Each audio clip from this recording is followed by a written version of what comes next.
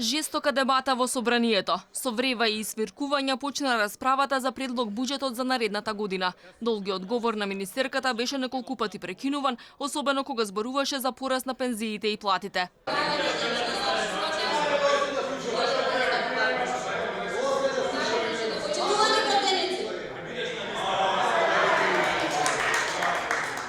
Опозицијата веднаш го квалификува новиот буџет како популистички и предизборен. Претеникот на ВМРО ДПМН Никола Мицевски го нарече најрасипничкиот буџет досега. Вели имало пари за луксус, но не и за капитални инвестиции.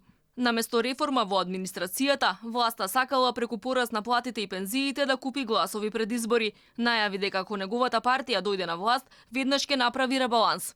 Наместо буџетот да придонесува за подобрување на квалитетот и продуктивноста на администрацијата, Заев и Ангеловска со овој буџет прават класичен подкуп за предстојните парламентарни избори, манипулирајќи и граѓаните и велејќи дека вложуваат во човечки капитал.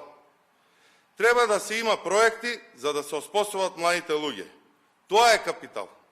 А вака, тие се само потрошувачи.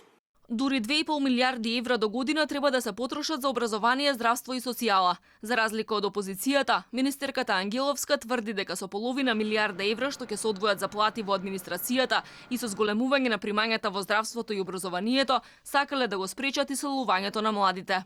За спроведување на активните политики и мерки за вработување планирани се 1,3 милиарди денари, кои ќе бидат насочени кон креирање на програми, мерки и услуги за вработување, кои ќе се спроведат за да се подобри функционирањето на пазарот на трудот, да се поддржи создавањето на нови работни места, вработувањето на млади лица, обезбедување на младенски додаток и младенска гаранција.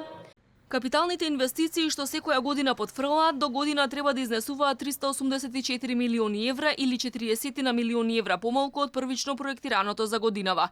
Дупката во пензискиот фонд пак ќе се покрива од буџетот од кој ќе се издвојат дури половина милиарда евра.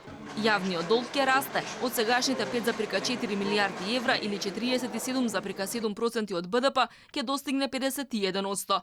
Владата ќе позајми 1 милиарда, а ќе врати 700 милиони евра. Ангеловска не исклучи издавање еврообврзница и земање кредит од странски банки. Ова е рекордно најголемиот буџет досега. Ќе се потрошат 3,9 милиарди евра, а ќе се приберат 3,6 милиарди. Буџетскиот дефицит ќе биде 2,3% од бруто домашниот производ, а инфлацијата ќе изнесува 1,7%.